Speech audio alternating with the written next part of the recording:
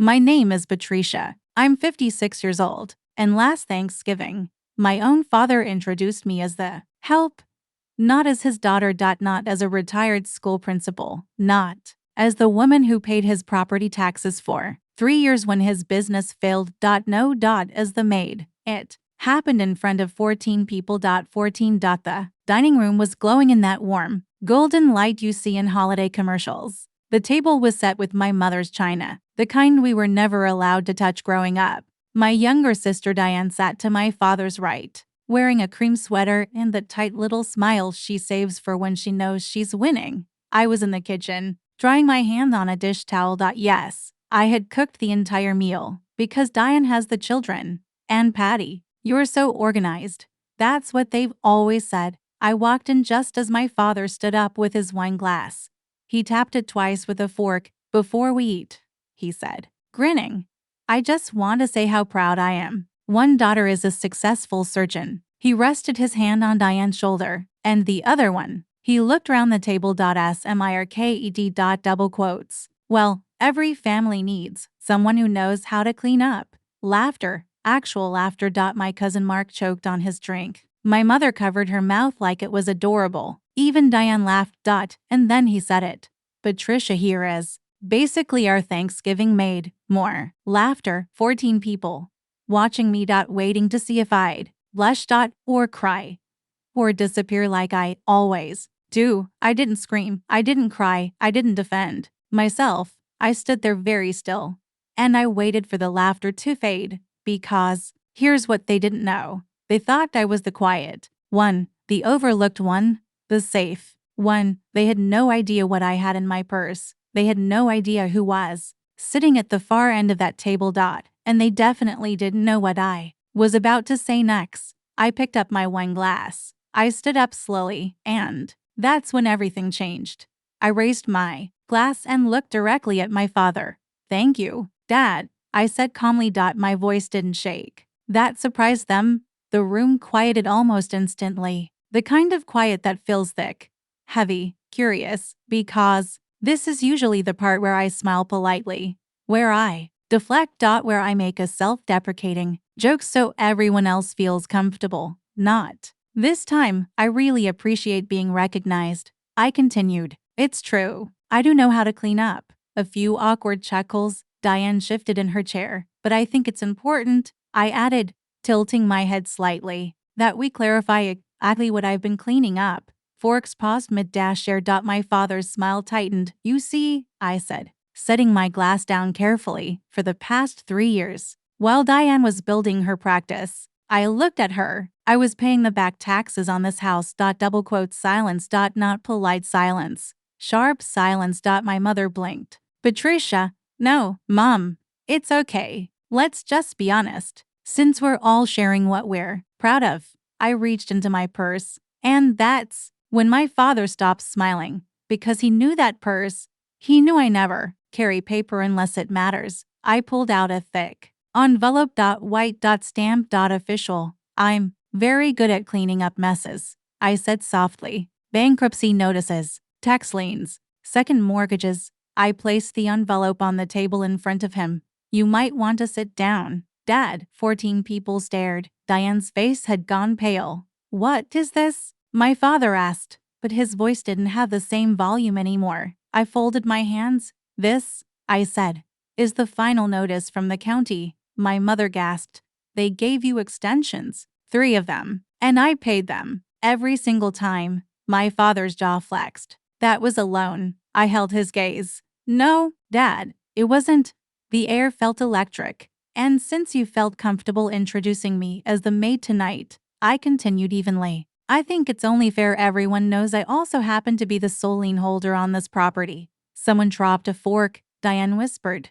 What? I didn't raise my voice. I didn't need to. Which means, I said, looking round the table at all 14 faces that had laughed at me 5 minutes earlier. Technically, I own this house.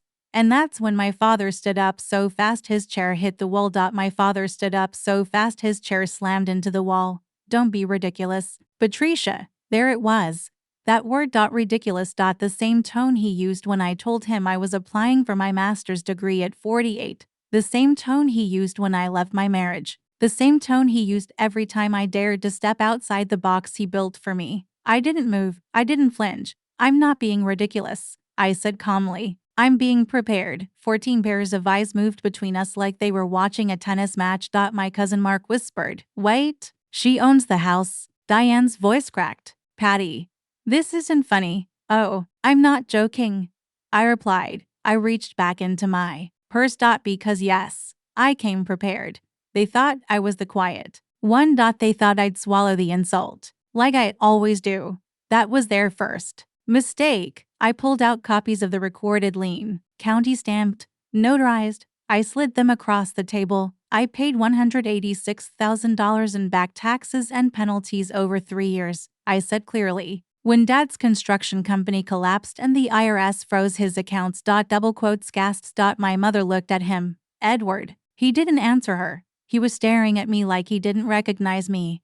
"You said you were handling it," she whispered. "I did handle it," I replied. I just didn't broadcast it at dinner. The room felt smaller now. The golden glow suddenly harsh, exposing. Diane pushed her chair back slightly. "Why would you do that without telling us?" I let that sit in the air for a second, because every time I tried to talk about finances, I was told to stay out of it. Silence.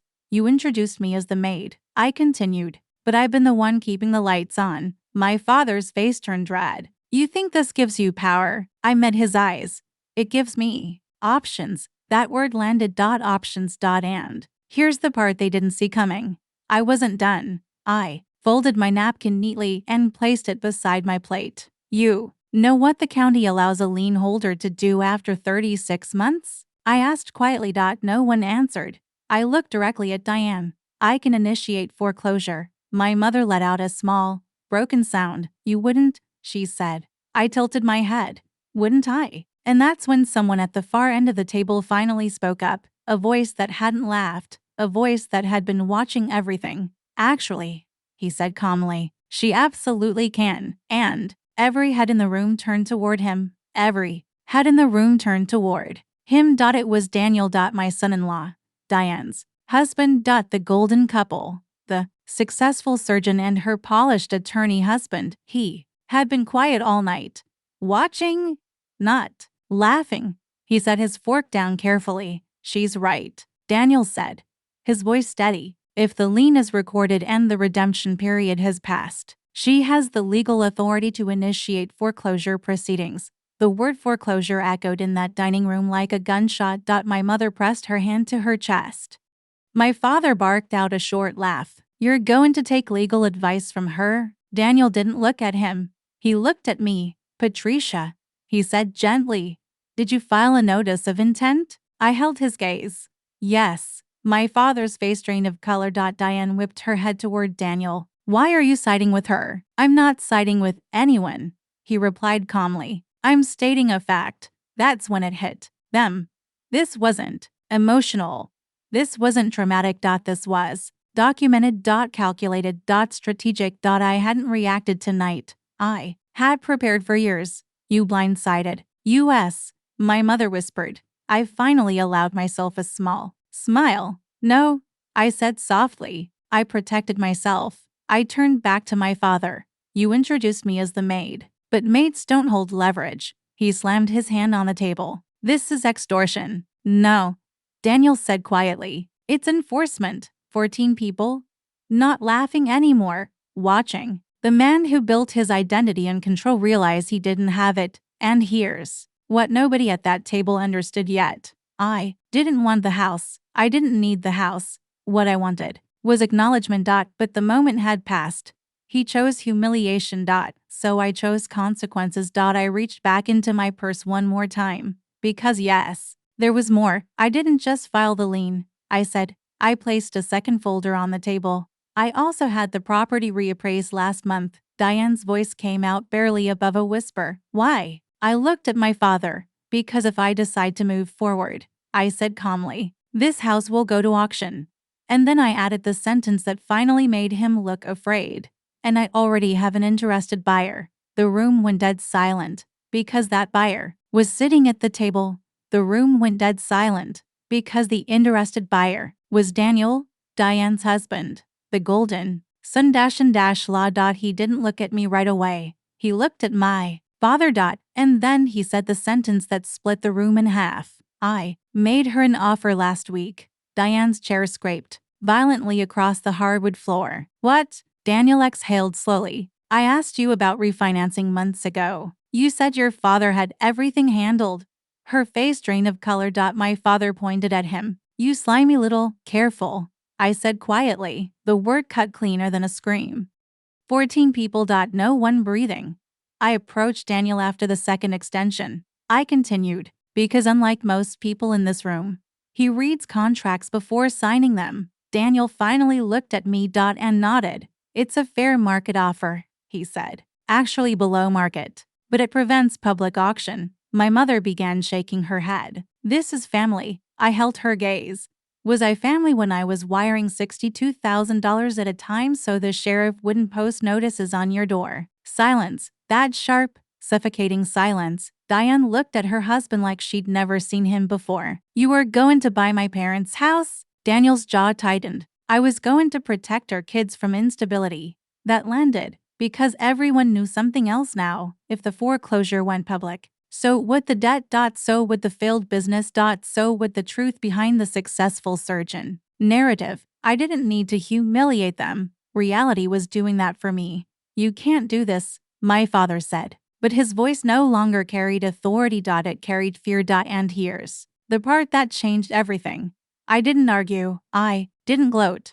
I didn't raise my voice. I simply reached into my purse one last time and pulled out the final document, a release, and signed. I don't want the house, I said quietly. I never did. Confusion rippled across the table. I wanted respect. My voice cracked for the first time, just slightly. I wanted to not be the punchline. No one laughed now. You can buy out the lien, I continued calmly. Full repayment. Within 30 days. With interest. My father swallowed. And if I don't, I held his gaze. Then I clean up the mess. And that's when Diane said something she had never said to me in 56 years. Patty, why didn't you tell me? I looked at her. Really looked at her. Because you never asked. And the worst part? She knew it was true. But what she said next, I didn't see coming. Diane's lips trembled. And then she said it. I knew the word barely made it across the table, but it landed like a bomb. My mother turned to her. Knew what? Diane didn't look at me. She kept her eyes on her plate. I knew about the taxes, she whispered. Dad told me 2 years ago. The room shifted. The power shifted. 14 people realizing the story was bigger than they thought. My father snapped. That was private. You told me because you wanted Daniel to help restructure the debt. Diane shot back, her voice cracking. You said Patty didn't need to know because she'd make it dramatic. I felt something cold slide down my spine. So they had known. They had watched me wire money, watched me cover extensions, watched me clean up. And still, he toasted me as the maid. That's when everything inside me hardened. I didn't say anything. Diane continued, tears forming. Because you said you'd fix it. And because. She hesitated. Because what? I asked quietly. Because I thought she'd handle it like she always does. There it was. The family role. The fixer. The silent absorber. The backup generator in the basement. I nodded. Slowly. You thought I'd take the hit, I said. Like I always do. Diane started crying now. But it wasn't theatrical. It was messy and comfortable. I didn't think you'd actually pull the trigger. I folded my hands in front of me. I didn't either. I admitted. That surprised everyone, including me. I kept waiting, I said. Waiting for someone to notice. To say thank you. To ask how I was managing it. No one had. Not once. My father straightened his jacket like he was putting armor back on. So what now? He demanded. There it was again. Control. Authority. As if this were still his stage. I stood up. Slowly. 14 people tracking my movement. I gave you 30 days, I said evenly. That hasn't changed. My mother's voice trembled. And if we can't, I looked at her gently. Then I become what you already think I am. Confusion flickered across her face. The one who cleans up. Silence. But here's the part none of them saw coming. I wasn't the only one who had been keeping records. Daniel cleared his throat. There's something else, he said. Diane's head snapped toward him. What now? He looked at my father. You didn't just default on taxes. The room froze again. My father's eyes narrowed. That's enough. Daniel didn't stop. There's a pending civil complaint tied to the old construction contracts. Gasps. My mother gripped the table. Edward. I felt my pulse slow instead of spike. Because suddenly, this wasn't just about a house. This was about a collapse. And for the first time all night, my father looked small. But what he said next, it turned this from a family dispute into a war. My father didn't look at Daniel. He looked at me. And he smiled. Not a nervous smile, not a cornered smile, a cold one. You think you're the only one with paperwork? He asked quietly. The air shifted again. Because that was the tone of a man who believed he still had something left. I protected this family for 40 years. He continued. You think I didn't plan for contingencies? Diane wiped her face. Dad, what did you do? He ignored her. His eyes stayed locked on mine. You want to talk about liens? Let's talk about your little loan agreements. My stomach tightened because yes, there had been contracts. Not gifts. Not family support, loans. I have signed promissory notes, he said, with repayment clauses, acceleration clauses. My mother looked confused. Edward, what are you saying? He finally turned toward her. I'm saying our daughter didn't save this house out of kindness. The word kindness dripped with accusation. She structured it as debt. I didn't interrupt because he wasn't wrong.